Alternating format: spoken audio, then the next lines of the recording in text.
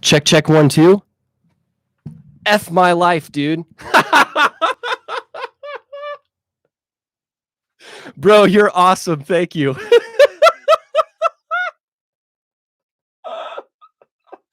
Holy crap. Okay.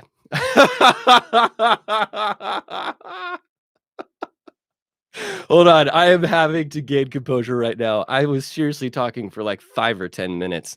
Man, yes, Joris, you're great. Thank you so much. Okay. Let's back up and start from the beginning there. Okay. This is building off of the other videos that I've been doing this week. I'm essentially doing a series on brand, okay? And so we're thinking about brand value. The first one I did was about Zcam, how they're trying to cross the chasm, and that there's a unique opportunity now for their user base to really give them that boost to cross that chasm. Yesterday, I did a video on brand equity to really dive into whose responsibility is it to be in control of brand equity.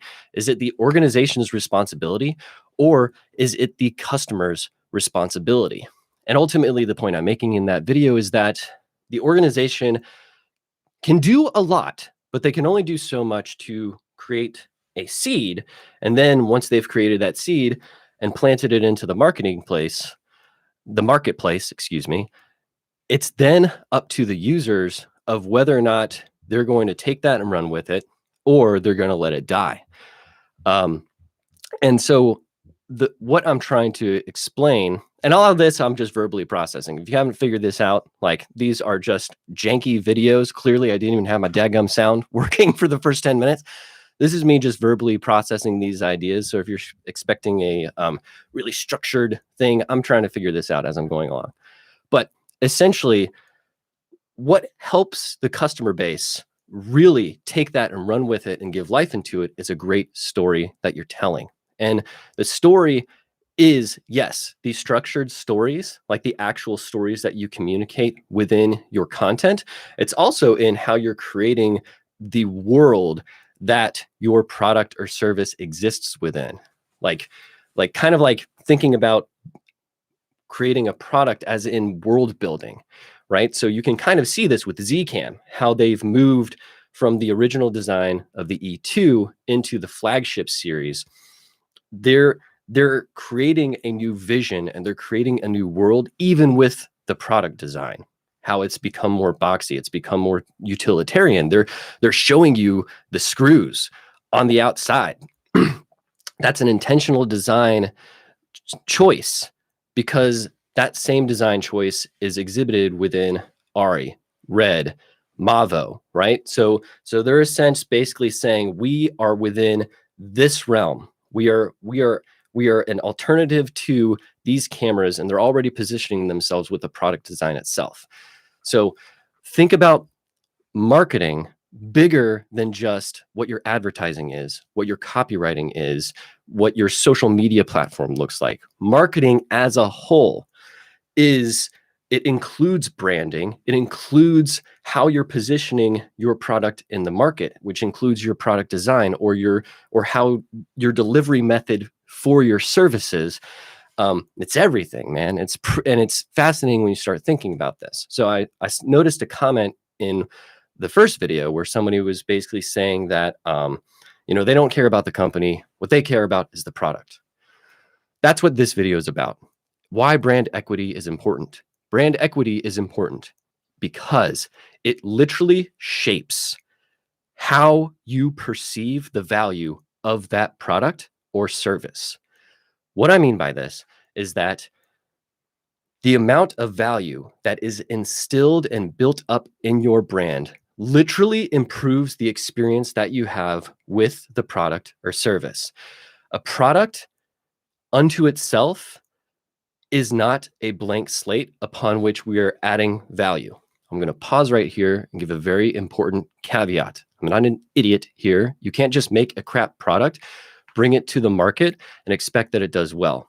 You basically have to cross a threshold. That's the threshold of good enough. Once you've hit the threshold of good enough, right, the value of your product at that point is really determined upon your brand equity. Okay. So, and the brand really does make or break how people value your product or service. If you're at all interested in this, I highly recommend that you read the book Influence by Robert Cialdini. Oh my God, it's awesome. It kind of, this whole concept will rub people the wrong way just because it's like that scene in The Matrix where Neo meets Morpheus, and Morpheus asks Neo if, if he believes in free will or whatever, and or if he believes in determinism. Basically, Neo doesn't like determinism because he doesn't like the idea that he's not in control of his own life. You kind of have to be an alien when you start thinking about marketing, and you have to look at life from an outside perspective, which is why I feel like most people don't get themselves to that point, because they don't like looking at life from an outside perspective. They're very much like Neo. They don't like having the sense that we're being manipulated on a daily basis. We just got out of 2020, okay? That year unto itself is a complete case study of how we are manipulated on a daily basis. People are vying for our loyalty and allegiances all the time. They're vying for our attention. They're vying for our essentially our I guess our attention, because wherever our attention goes, our money flows, right? So oh, that rhyme sounded nice. Anyways, that's all what marketing is. Marketing is manipulation. Okay. So once you hit that level of good enough, then it's dependent upon your brand equity. Okay. What do I mean by this? So I was actually working on a comparison video between what I was trying to do is I was trying to upgrade my on-camera microphone, and I had purchased the Rode NT5 and the SE Electronics SE7. Okay. Here's the SE7 right here, and it ended up winning the head-to-head, and I'll tell you the story of why it won the head-to-head. I never actually published that video. The reason I never published that video is I embarrassed myself while I was making the video, and because of that, I was like super confused as to what just happened to me. So let me explain. The SE7 is, to me, it's a no-name brand. I've never heard of them before until I started actually looking. It is priced at $100. Okay. And, but it had a great spec sheet, and it had all the specs that I was looking for. The Rode had the brand name of Rode. Okay. The Rode mic was even painted gold. Okay. And that microphone was priced at $219. So you have a gap of pricing between the two of them. Okay. Now, price has a very interesting influence on your evaluation of a product value as well. And you can think about this too. If you guys are camera people, which I think that's who I'm talking to, there is a limit. It's almost like a threshold price level that I will not pay for a camera. Okay. Unless it's a very specific type of camera. But if it's my camera that I'm going to go out and use on jobs, I'm not going to pay less than $1,000 for it. I'm just not, because in my mind, that's the threshold that I've set for myself. I've basically convinced myself that anything that costs below $1,000 will not do what I needed to do. It does not provide the value that I need it to provide. Okay. Does that make sense? And you'll do this test on yourself. You're going to see it all over the place. We evaluate the value of a product based on how it's priced in the market, and how you determine the price is also a part of your overall marketing strategy. So because this was $100, I was looking at it really skeptically, because I'm basically evaluating it to another microphone that's over double its price. So what I did is I recorded me saying the same thing with both of the microphones, and I was recording those microphones at the same time.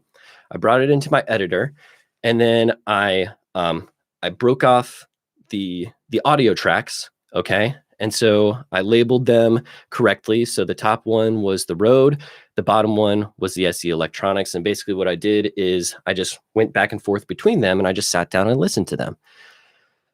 And as I'm listening to them, I'm switching back between the Rode and the SE7, the Rode and the SE7. And man, I'm telling you, like, the Rode just sounded so amazing. It seriously sounded incredible, and it blew the SE7 out of the water. It was like near embarrassing how different the audio actually was. And so I sat down, and as I'm watching this, I record myself on camera saying all of this and just explaining, oh, the road's amazing, yada yada yada. I seriously go right back to my timeline, and I realize that I had switched the microphones. I had mislabeled them. I had labeled the track that I thought was the Rode was actually the SE7, and the track that I thought was the SE7 was actually the Rode. I was like, crap. So now I had to redo the whole thing. So I labeled them correctly. This is what freaked me out. After I labeled them correctly and I went back to re-listen to them, the SE7 now sounded worse than the Rode. Do you understand what just happened there? Prior to that, the SE7 sounded significantly better to the Rode when I thought it was the Rode. When I switched them back, the top track, I identified the top track as being the superior track to the bottom one. I originally thought it was the Rode. Suddenly, I realized it was the SE7. When I made the correction, the bottom track, which I now knew was the Rode, now sounded better than the top one. That freaked me out. That freaked me out because I realized that it had nothing to do with the microphone. What I was psychologically doing was shifting the brand equity from one track to the other track, and that was seriously improving the audio quality. I immediately sent the Rode back because I realized what was happening. I realized that the only difference was not an actual perceptible difference. It was the brand equity and the brand value. There's a lot of case studies that have been done in food products where food products taste better based on the packaging that they're presented to the customers, and they taste better based on the environment that they're presented to the customers. Like my wife was at this like morning tea room, right? And she's having tea, and it's the best tea that she's ever had in her life. And so they asked the wait staff, "This tea is amazing. What is it?" It was the Great Value brand from Walmart. That's the generic brand from Walmart. That was the tea. Okay. So it's the story that you're telling. It's the environment that you're bringing it. That is how brand equity literally adds perceived value to your product, and it enhances your experience of the product. This is seriously the brilliance of the camera market moving from focusing on actual features like correcting aliasing and rolling shutter, because now we've hit that good enough measure again. Now they're seriously focusing on color science and dynamic range. Caveat here. And see, the reason that I'm focusing on color science and dynamic range is absolutely brilliant, because these are highly subjective experiences. They're evaluated extremely subjectively. Can you measure these things? Absolutely. But what we're starting to see when CineD goes in and measures dynamic range, it's like a 3-stop difference than what the actual manufacturer is telling you. Okay. So can you scientifically measure these things? Yeah. But is there a variation of measurement between manufacturers and this specific trusted reviewer source? Yes. So do we have a standard way of measuring these things? Not sure, right? Does it really matter? Does dynamic range really matter? There's an acceptable level of good enough, which is kind of I think it's above like 10 stops. Once you're getting up to 13 stops and above, you've hit that good enough range. Most of our screens can't even handle anything over 10 stops of dynamic range, I believe. So it's almost like it's a good enough thing. It's a kind of like phantasm that the people that are being sold to us, the consumers, are chasing after, because it doesn't matter. Exactly like color science. Color science is a very subjective thing that really you're chasing after it, and it doesn't matter. Once you hit that good enough thing, what's really impacting your image quality is really your brand equity. The funny thing to me here is that Zacuto basically showed this for what it was back in 2012. Back in 2012, Zacuto did the Zacuto camera shootout. They put up the Sony F3, the Panasonic GH2, the Red Epic, an iPhone 4S, the Canon C300, the Arri Alexa, the Canon 7D, the Sony F65, and the Sony FS100. They put all of those together in a lineup. The one that was immediately recognized as being horrific was the iPhone, because that camera did not hit the threshold of good enough. Every other camera surpassed the threshold of good enough. And you want to know what camera actually won that head-to-head competition? It was the Panasonic GH2 by a very large margin. So the Panasonic GH2 ended up winning with 30% of the total vote. The runner-up, the next closest camera to the GH2, was the Arri Alexa with 19%. It was very significant. In a blind test, you're taking away brand equity, okay? And you actually are evaluating something for its true inherent value in a blind test. In the marketplace, we aren't doing blind tests. We are evaluating something with its brand equity and with that, how that adds to our experience of value. Okay. So that's why brand equity is important. That's why protecting your brand equity and making sure that you are controlling your narrative to the best possible manner that you can do is really important, because it's like you have to move away from thinking about marketing as these little bits and pieces that you're putting out, into thinking it as a cohesive whole, almost like you're world building as you're bringing forth your products and services. So hope that was interesting. Hope that sparked some thought for you guys. If you guys have any questions, let me know. Joris, again, hope I'm saying your name correctly. Thank you so daggum much for catching my audio problem. All right. Take care.